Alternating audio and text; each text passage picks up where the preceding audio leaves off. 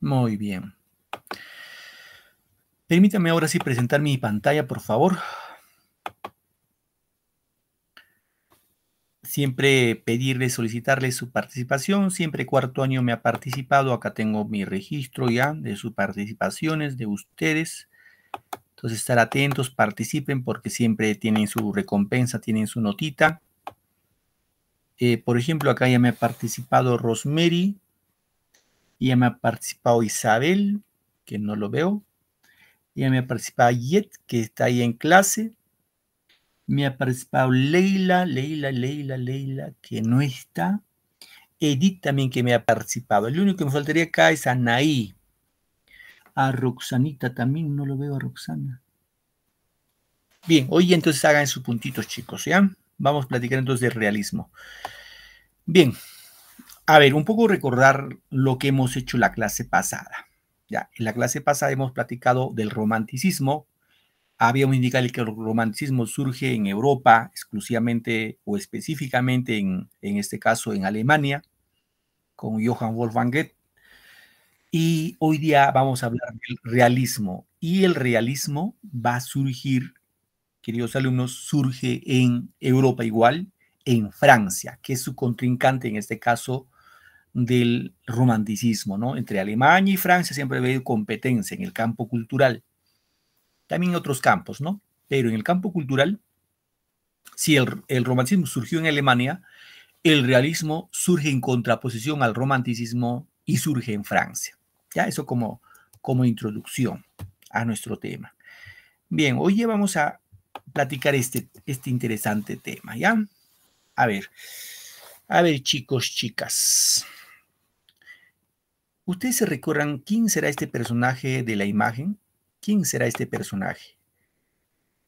¿Alguna vez lo han visto a este señor?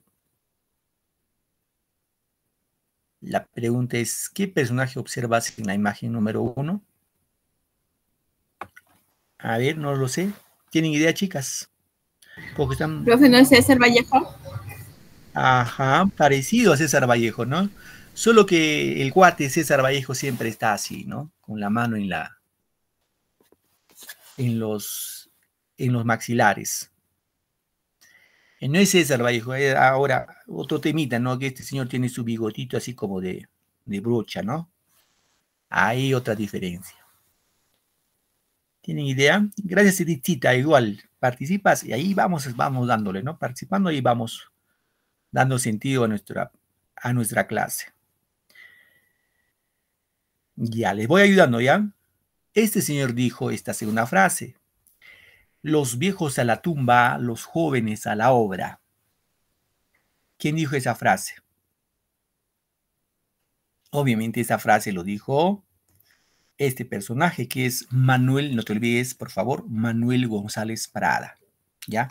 Manuel González Prada es el máximo exponente de la literatura realista en el Perú. Entonces acá cuando dice la segunda pregunta, ¿a qué etapa de la literatura peruana pertenece? Pues pertenece al realismo peruano.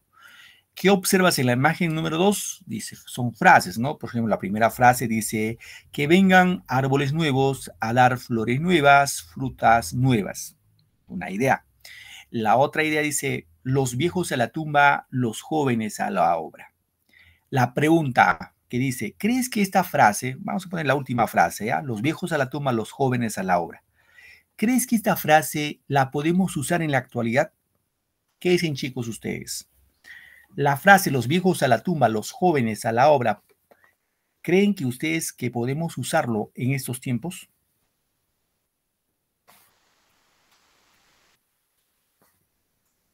Vamos, chicas, participen, por favor, no me dejen solito hablando ahí como haciendo bueno, monólogo, no. Hablando en una forma unidireccional así. ¿Qué dicen? ¿Creen que ese tema, ese término, esa frase, se puede aplicar en la actualidad?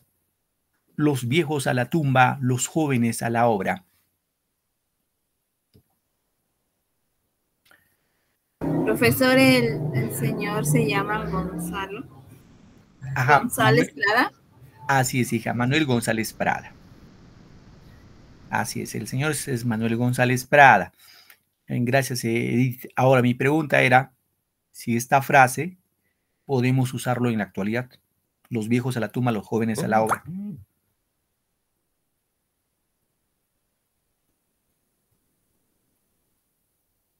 Ya.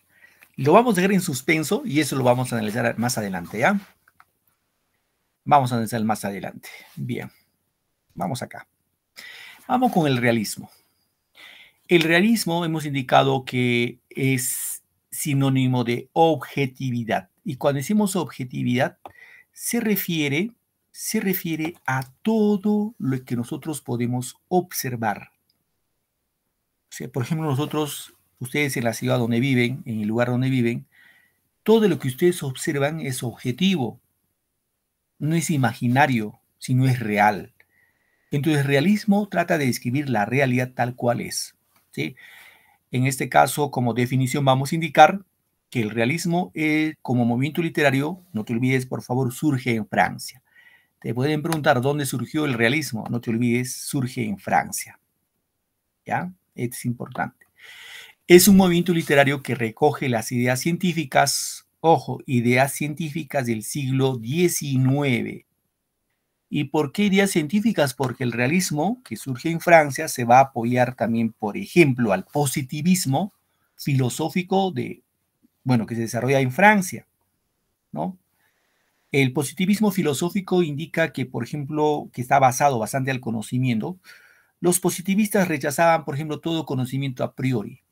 Dirán, profe, ¿qué es conocimiento a priori? O sea, el conocimiento a priori es un conocimiento anticipado. Por ejemplo, decir, a ver, un conocimiento anticipado, a ver, decir que Perú va a clasificar al Mundial México-Estados Unidos 2026. Me estoy anticipando. Puede ser que sí, puede ser que no. Es un conocimiento de tipo a priori, así para entender más o menos, ¿no? Los positivistas apostaban por un conocimiento posterior, y es un conocimiento demostrado, comprobado científicamente, ¿no? Otro aspecto, en este caso, del realismo que se desarrolla en Francia, está vinculado con la teoría de la evolución o la teoría evolucionista de Charles Darwin. Charles Darwin, que fue un científico francés, él dice que se llama el origen de las especies. Él indica de que eh, nosotros los seres humanos, ¿no? Provenimos del mono. Es lo que dice, ¿no? Por ahí viene la teoría pues del materialismo, ¿no? O sea que los seres humanos, de acuerdo a Charles Darwin, provenimos del mono. Este monito primero era pues un cuadrúpedo, se caminaba con cuatro patitas y en un momento determinado se convierte en Homo erectus. Homo erectus ya no era de cuatro, sino se paraba y ya caminaba de dos patitas, ¿no? Después de Homo erectus se dice que este monito desarrolló la mano.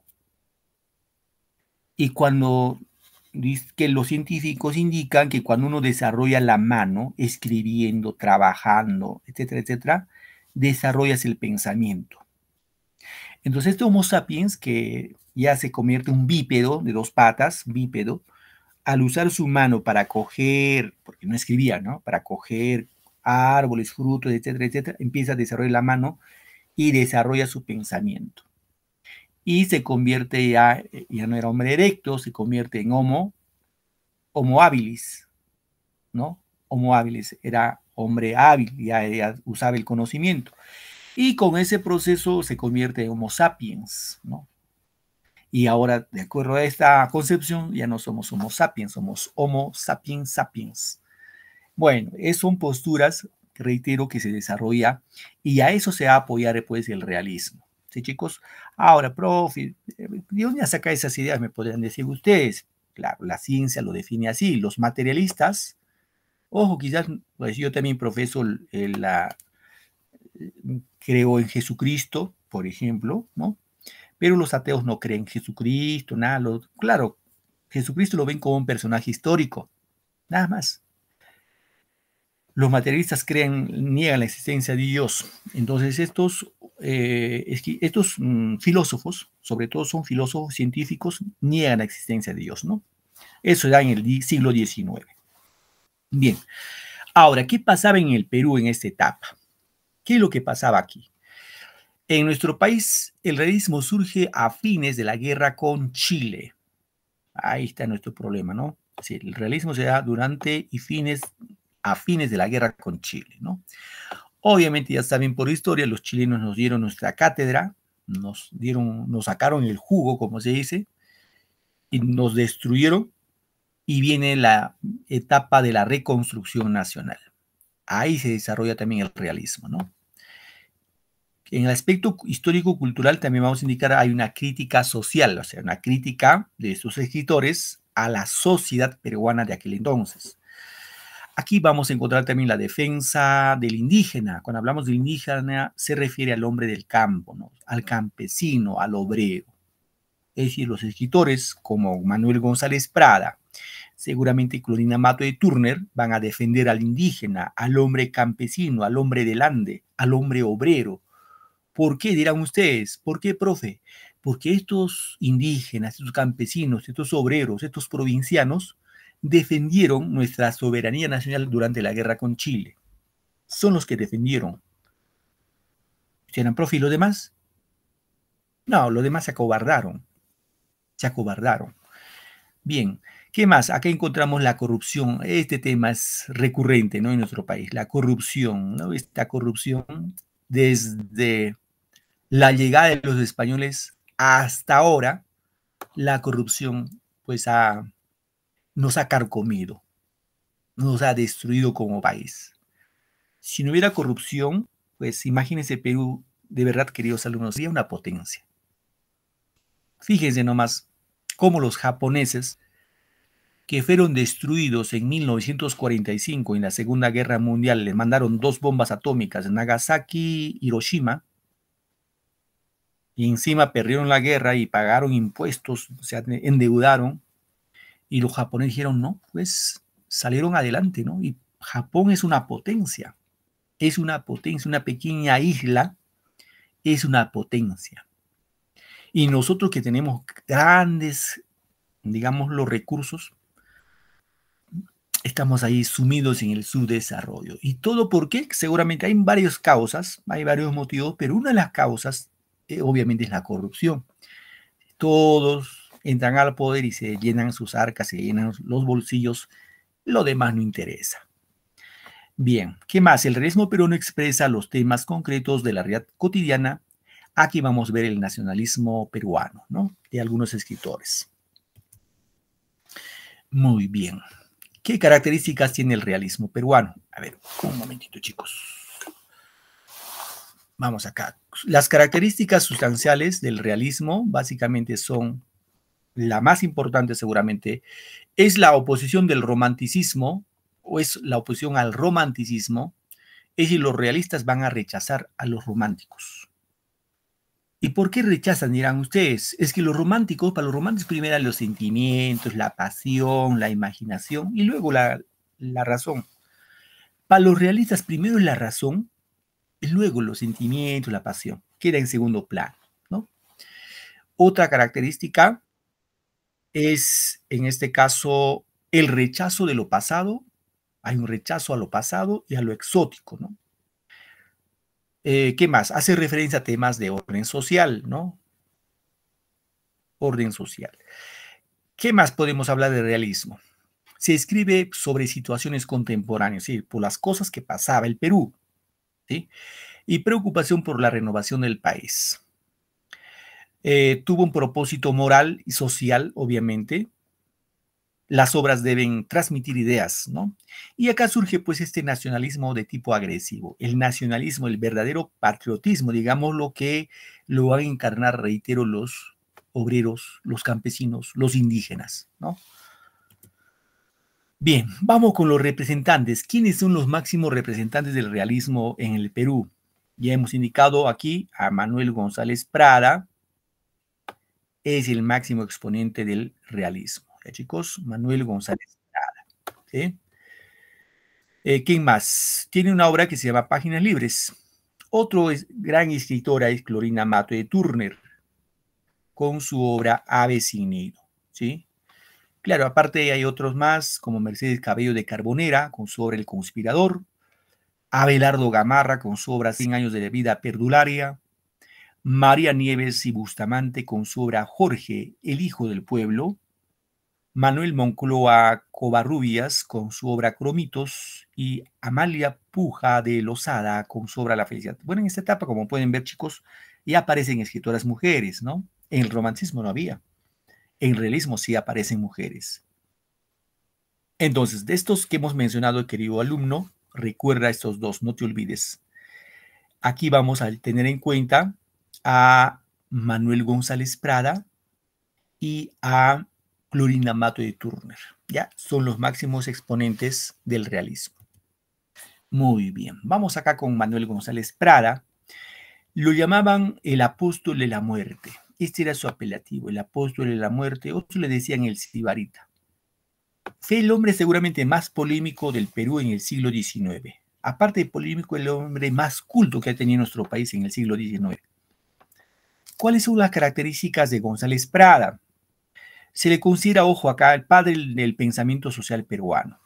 Ojo, padre del nuevo pensamiento social peruano. ¿Qué quiere decir eso? González Prada, en otros términos, es el creador del socialismo peruano.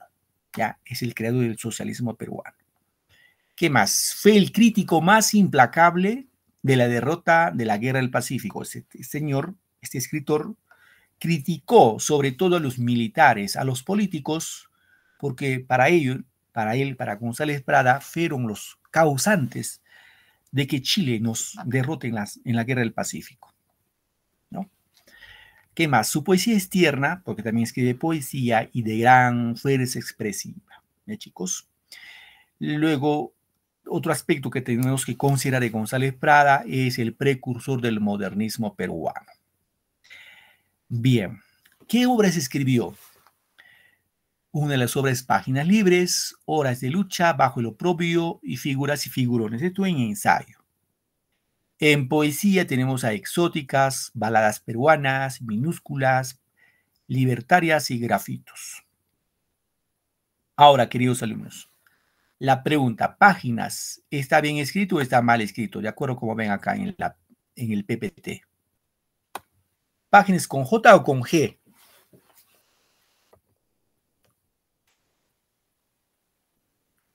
Anaí, Edith, Katy. Profe, con G. Muy bien, Edith. Claro, páginas con G, ustedes lo saben, ¿no? Dirán, profe, ¿por qué ha escrito ahí páginas con J? Ojo, y yo como vuestro profesor no puedo atribuirme a cambiar y decir, bueno, este señor se equivocó, entonces lo escribo con G. No, hay que respetar lo que él escribió. Y González Prada lo escribió con J. Claro, hay explicación, porque ustedes si me preguntan, profe, ¿por qué escribió con J? Si usted ha dicho que era el hombre más culto del Perú en el siglo XIX, ¿por qué escribió con J? ¿Se equivocó o lo hizo a propósito? Bueno, a mí en el cole mi profe me dijo que se había equivocado. Eso me dijo mi profe, pero hace muchos años atrás. Pero ya cuando yo he estudiado González Prada, él no se equivocó. Él no se equivocó. Entonces, profe, ¿qué pasó? Dirán. González Prada decía, escuchen chicos, decía que nosotros los peruanos, los hispanoamericanos, debemos tener nuestra propia norma.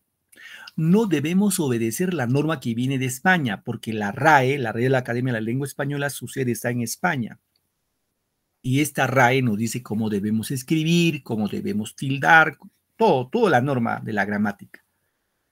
Entonces él dice, no, ¿por qué tenemos que obedecer, no? ¿Por qué tenemos que obedecer a los españoles? Y él propone que nosotros los hispanoamericanos tengamos nuestra propia norma.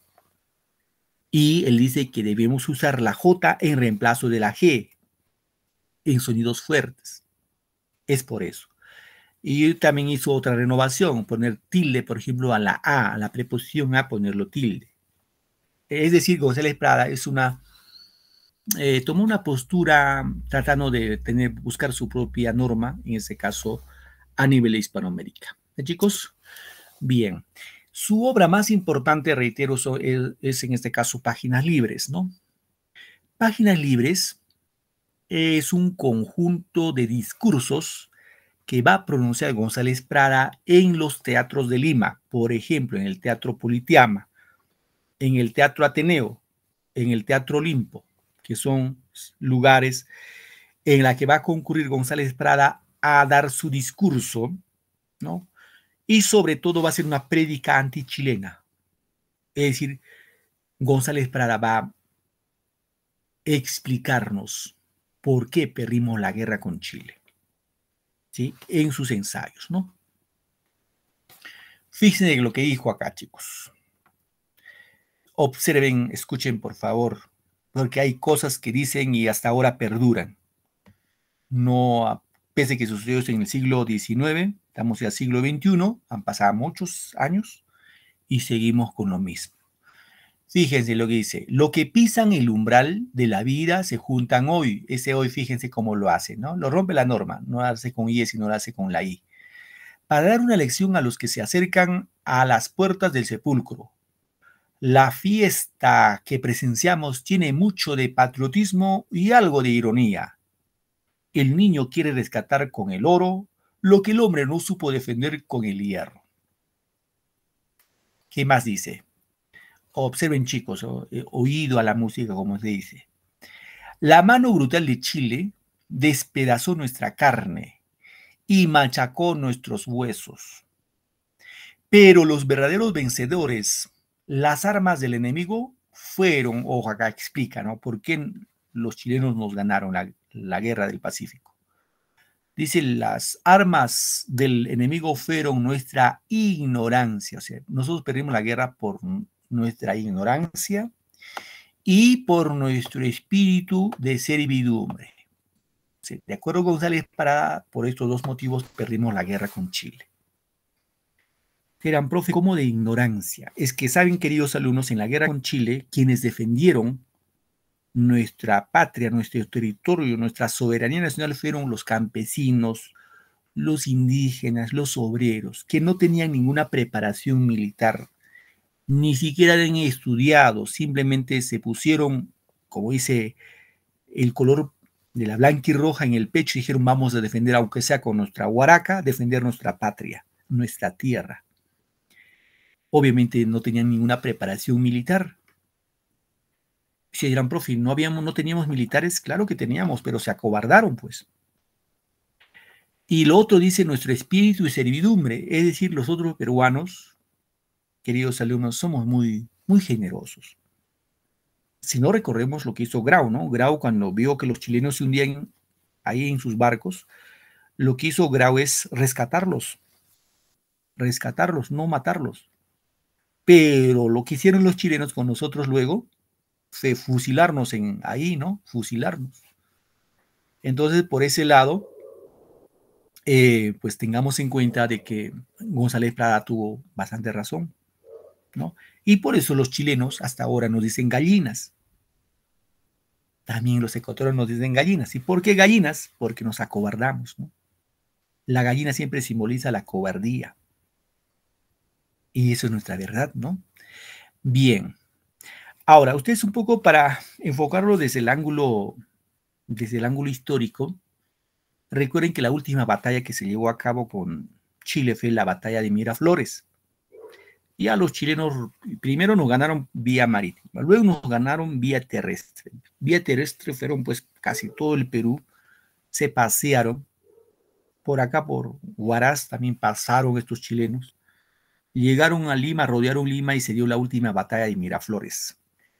En esa batalla, quienes fueron a defender a Lima fueron, reitero chicos, fueron los provincianos. Los limeños se acobardaron, se escondieron, no pusieron, como se dice, no pusieron el pecho, pues. Provincianos, ejemplo, guaracinos, huanuqueños, cajamarquinos, huancaínos, de todos los lugares fueron a defender Lima, pero reitero, sin preparación militar. Por ejemplo, hay una historia, ¿no? Por ejemplo, no sé, salvo algunos de ustedes de Huánuco, los de Huánuco le dicen, por ejemplo, pata amarilla. ¿no? Incluso hay un grupo de Huánuco que se llama Pata Amarilla. ¿Y por qué le pusieron Pata Amarilla? No es porque sus piecitos son amarillos de los huanuqueños, no, sino que se dice que en la guerra con Chile, por ejemplo, sus esposas de estos campesinos, a todos los campesinos le tejieron unas hojotas, o sea, unas medias de lana hasta la rodilla, pero de color amarillo. Entonces los chilenos cuando miraban a los huanuqueños decían, ahí vienen las patas amarillas. Y esas patas amarillas eran pues soldaditos campesinos de Huánuco que iban a defender Lima, ¿no? Ya saben que en la batalla de Miraflores nos dieron nuestro merecido, nos ganaron y tomaron Lima, pues hicieron su banquete los chilenos. Hicieron de todo. Robaron, saquearon, violaron, quemaron, incendiaron, destruyeron. Hicieron lo que quisieron. Pero los chilenos nunca sabieron, digo, los peruanos, los limeños nunca defendieron. Y eso es lo que González Prada pues por eso trata de rescatar y enaltecer al hombre provinciano, al hombre indígena, al hombre campesino, al hombre obrero. Y la historia dice que, por ejemplo, por esa época, un general francés estaba de paso por Lima y vio todos los crímenes que cometían los chilenos, todas las atrocidades que cometían los chilenos. Entonces este general francés se acercó al general chileno, se entrevistó y le dio ultimátum, le dijo, mira, le dijo, ¿no? Si tú no retiras tu ejército en 24 horas, porque estoy viendo lo que estás cometiendo, en 24 horas no te vas, no te retiras, y yo te traigo el ejército francés y te hago la guerra. ¿Qué hizo este general chileno? Al día siguiente agarró, como si agarró sus chivas y se fue. Gracias, porque si no, no sé cuántos años hubieran tomado Lima. No lo sabemos. Pero así fue lo que pasó, chicos. Bien, ¿qué más dice acá? Fíjense, chicos, que vengan árboles nuevos a dar flores nuevas, frutas nuevas. Y la famosa frase, ¿no? Ojo, no te van a preguntar esto algún momento. Lo que dijo, los viejos a la tumba, los jóvenes a la obra. Ahora, al inicio de la clase yo les decía, chicos, esta frase podemos usarlo en la actualidad. Pues, claro que sí, claro que sí. Ahora ustedes dirán, profe, ¿por qué? ¿Qué quiso decir González Prada? ¿Acaso, ojo, González Prada no dijo que los viejos, todos los viejos se vayan allá al cementerio ya a enterrarlos y los jóvenes a la obra? No, no, no. No lo dijo así literalmente, sino acá hay una figura, digámoslo, algo implícito, ¿no? Cuando dice los viejos a la tumba, es que estos viejos gobernantes, durante la guerra con Chile, nos llevaron pues al fracaso. Entonces estos viejos ya no pueden, dice González Prada, ya no deben seguir gobernándonos. Deben dar paso a los jóvenes que entran con nuevas ideas, van con ímpetu, que quieren cambiar nuestro país. Entonces, por eso dice los viejos a la tumba, o sea, que los viejos se muevan a un costadito y los jóvenes entren a la obra, a cambiar nuestro país, a cambiar nuestro Perú. Pero eso pasa en la actualidad. Claro que estos viejos políticos, ya ustedes conocen a todos los políticos de nuestro país, de siempre, ¿no? Ahí no voy a decir pues, tal o cual partido, ustedes saben ya, ustedes saben. Políticos que de antaño, yo incluso conozco políticos desde lo que yo tenía 14 años, 13 años, hasta ahora siguen en la política, hasta ahora. Han sido congresistas, han sido senadores, diputados antes que eran, y ahora siguen ahí. Y pregunto, ustedes también se preguntarán, ¿en el Perú no hay gente joven? ¿No hay gente nueva que quiere renovar nuestra política? ¿Lo mismo de siempre nos quieren seguir gobernando? Entonces, pues los jóvenes a la obra, ustedes que son jóvenes, ustedes que son los jóvenes tienen la posibilidad de cambiar, solo ustedes, chicos. Ya los viejos estamos, como dice, el viejo ya tiene la mente petrificada, eso ni a cañonazos cambia, muere en su ley. Si de joven ha sido pues así, se ha dedicado a la corrupción, de viejo va a cambiar. Ya no cambia, chicos. González Prada decía, en el Perú donde se pone el dedo sale pus. Es decir, en el Perú donde tú vayas hay corrupción.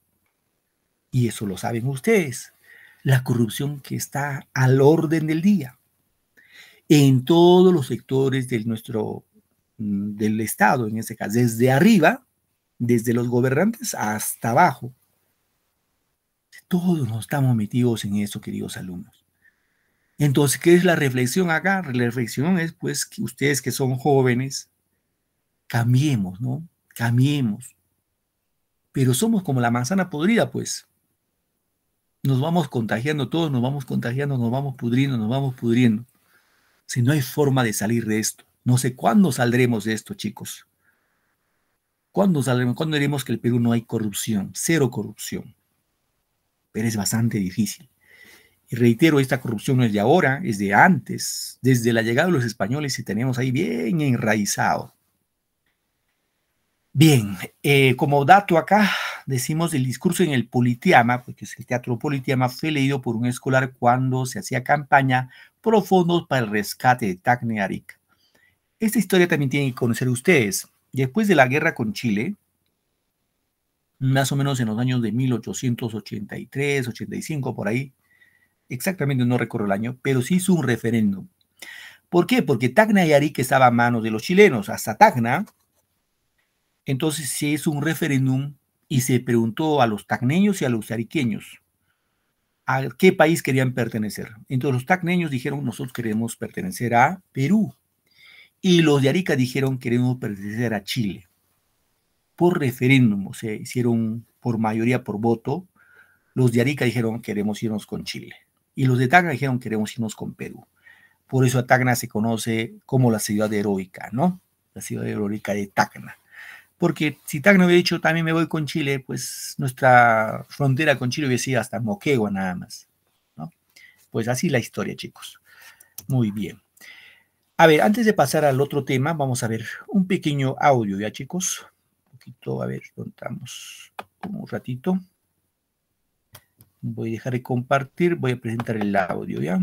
De los discursos que pronunció González Prada. A ver, vamos acá. Un ratito, permítame cargar el video.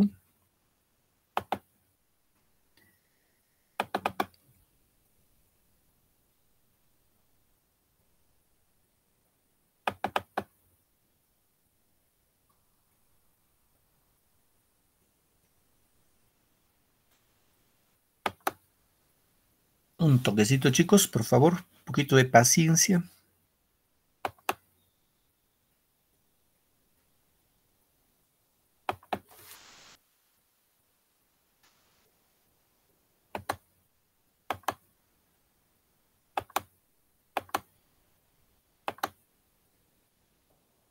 Discurso en el Politeama. Manuel González Prada.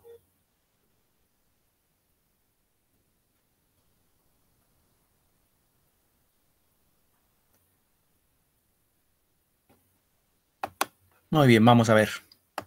Vamos a escuchar. Discurso en el Politeama. Manuel González Prada. Señores, los que pisan el umbral de la vida se juntan hoy para dar una lección a los que se acercan a las puertas del sepulcro. ¿Se escucha el audio, por favor? ¿Me confirman? Sí, profesor. Gracias, Anaí. Muy bien. La fiesta que presenciamos tiene mucho de patriotismo y algo de ironía. El niño quiere rescatar con el oro lo que el hombre no supo defender con el hierro. Los viejos deben temblar ante los niños, porque la generación que se levanta es siempre acusadora y juez de la generación que desciende. De aquí, de estos grupos alegres y bulliciosos, saldrá el pensador austero y taciturno. De aquí, el poeta que fulmine las estrofas de acero retemplado. De aquí, el historiador que marque la frente del culpable con un sello de indeleble ignominia.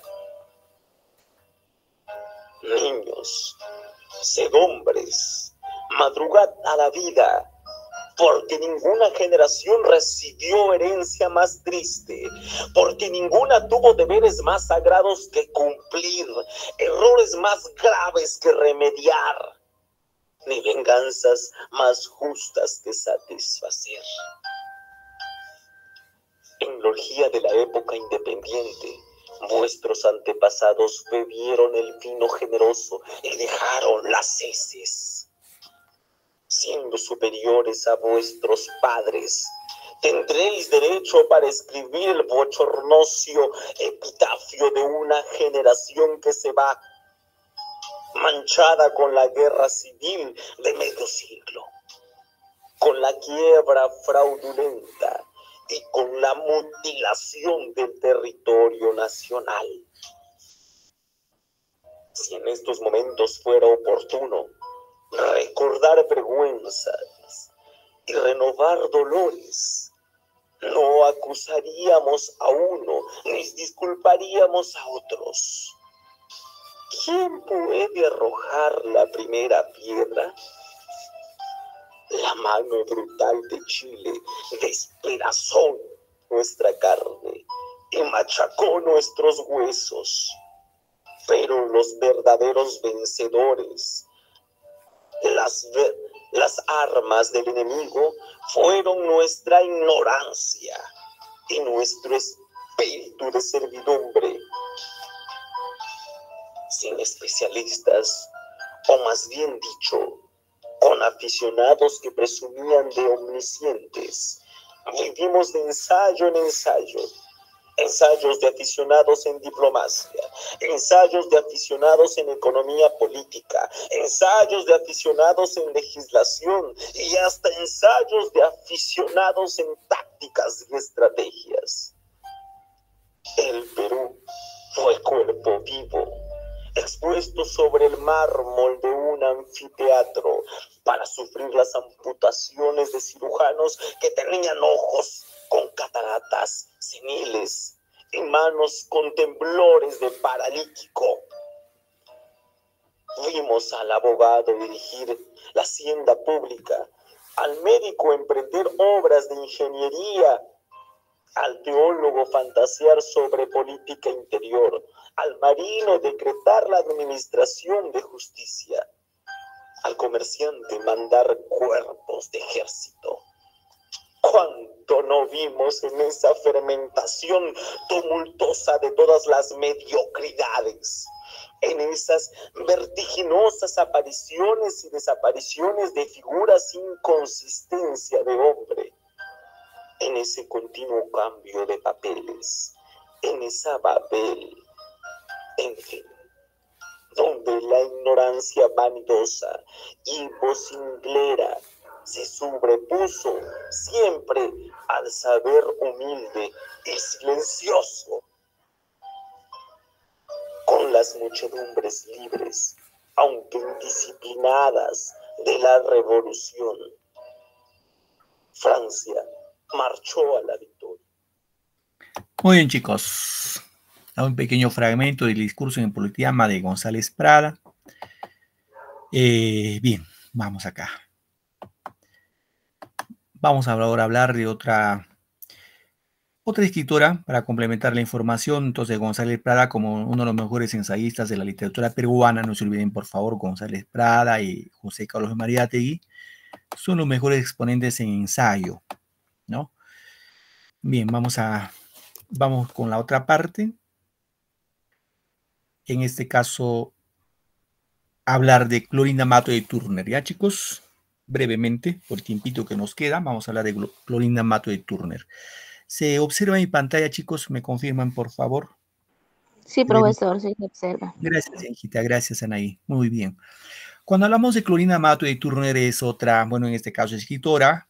Como referencia de ella, podemos indicar que nació en Cusco, fíjense, Cusco, la región andina.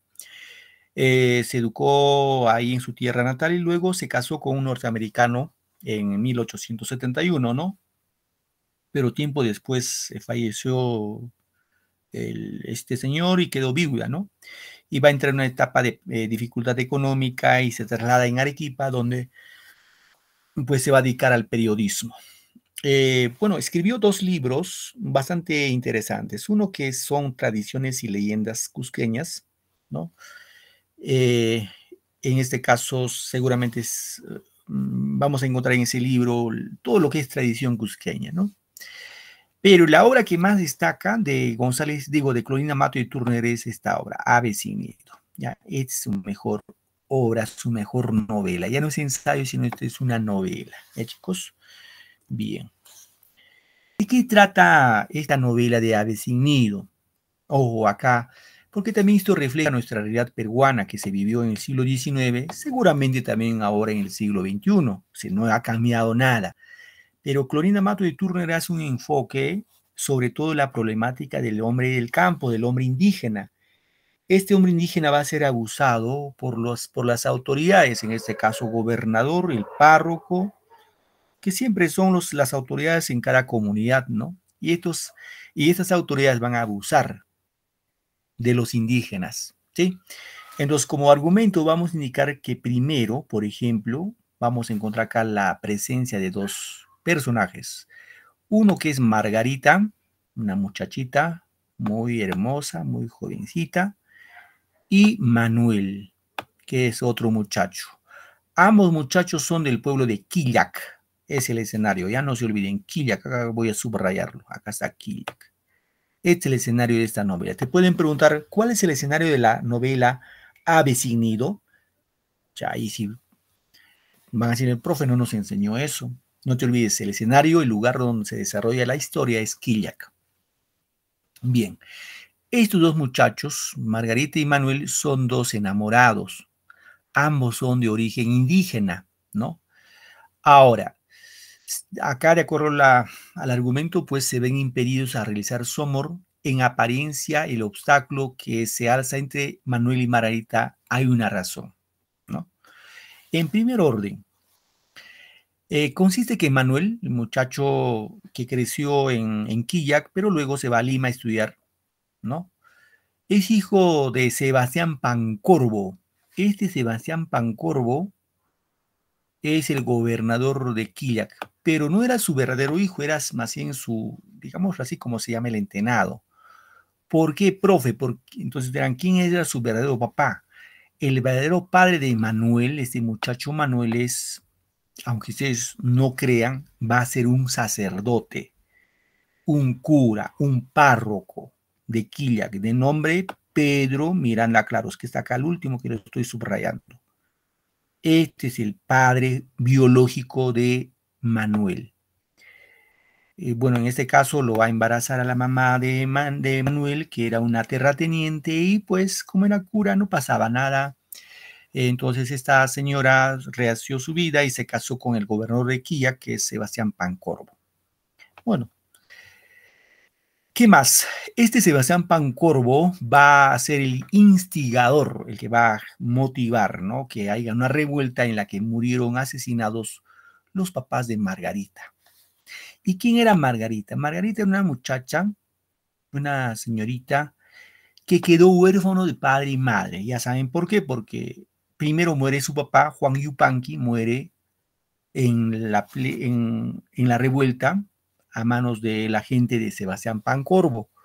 Y su madre, en este caso Marcelina, quedó muy herida, gravemente herida, y antes de morir, la mamá de Margarita lo va a confesar. ¿Ante quién confiesa? Ante Lucía, en esa parte que vemos, en el segundo parte. Lucía y Fernando eran los padrinos, ¿ya? Eran los padrinos de Margarita. ¿Ya, chicos? ¿Y qué pasó? Antes de morir, la mamá de Margarita le va a confesar a Lucía. ¿Y qué cosa le confiesa? Le dice la hija que tiene, que se llama Margarita, su verdadero padre no es Juan Yupanqui.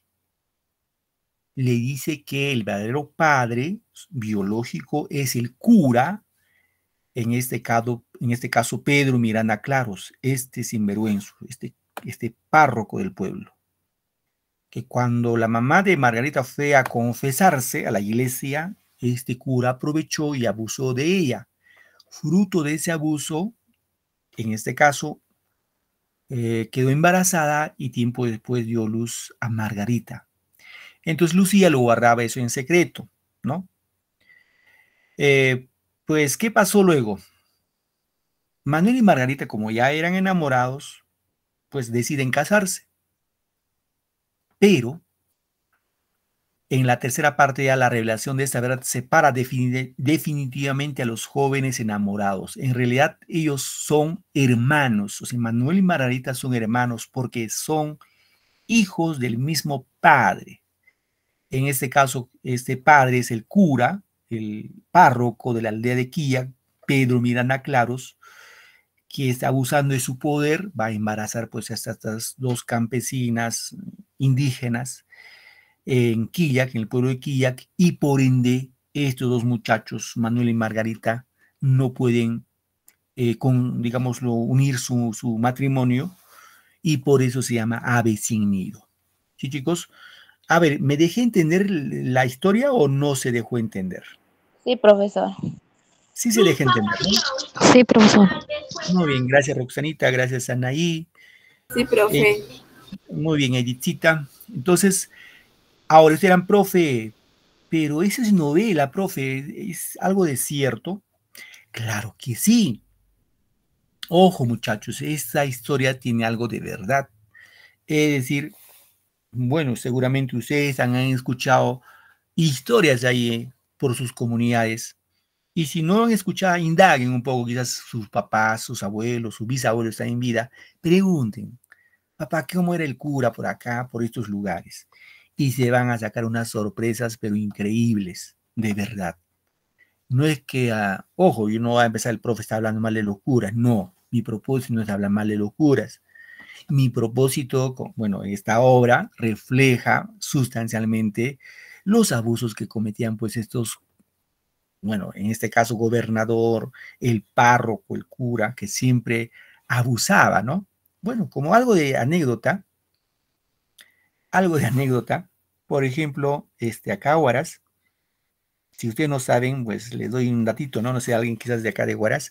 A Huaraz, por ejemplo, se le dice, pues, no sé, pero le llaman así, no tengo temor de decirles. Le dicen huaracino cachudo. ¿Por qué? Porque dice la historia, porque es a lo histórico, que las mujeres huaracinas, cuando iban a confesarse a un cura X, no voy a decir el nombre del cura, estas mujeres confesaban seguramente pues, que a su marido les sacaban la vuelta, ¿no? Siempre confesaban.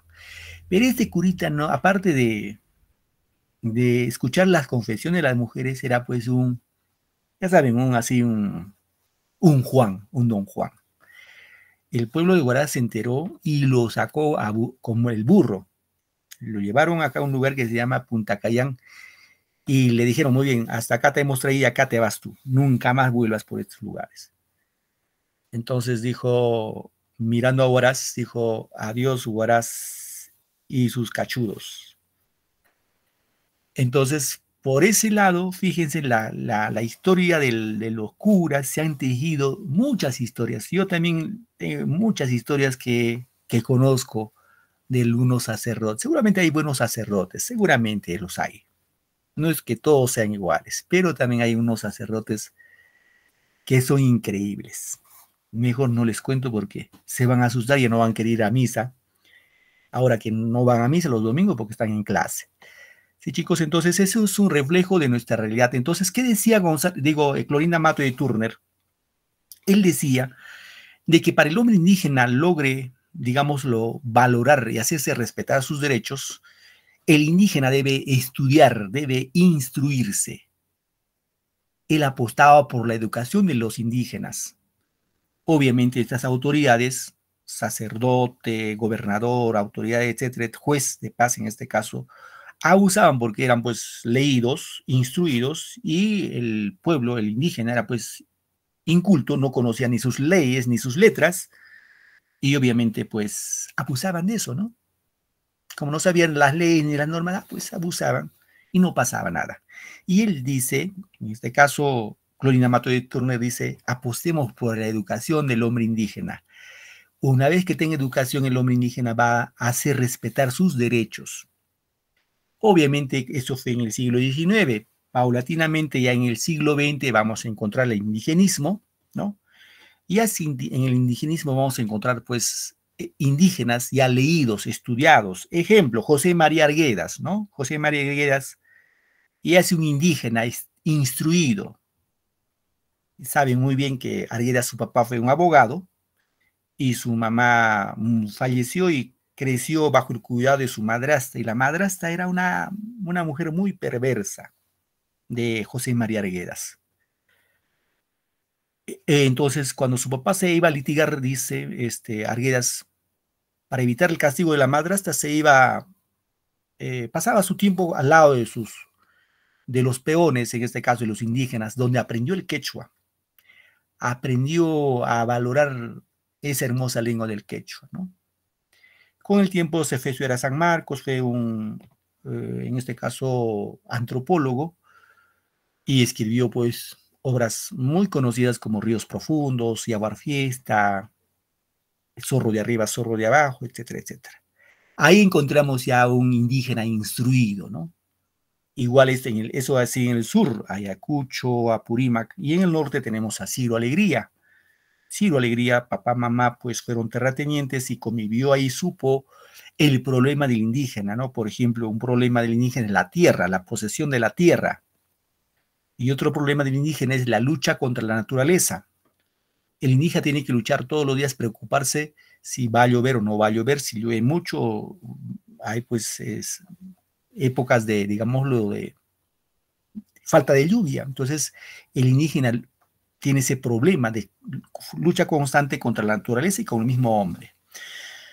Muy bien, chicos, ¿alguna pregunta hasta acá? He hecho muy largo la plérora. ¿Alguna pregunta, queridos alumnos? Todo está claro, profesor.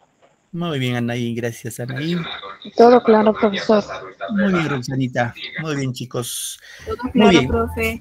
Ok, Cita, Yet, Katy, Marco y Nir. Nos vemos la próxima semana, el próximo domingo. Vamos a hacer un poco de razonamiento verbal. ¿Ya, chicos? Hasta luego, profesor. Hasta luego. Nos vemos, profesor. Bendiciones. Ya nos vemos, lo mismo a ustedes. Que tengan una bonita semana, que le vaya súper esta semana.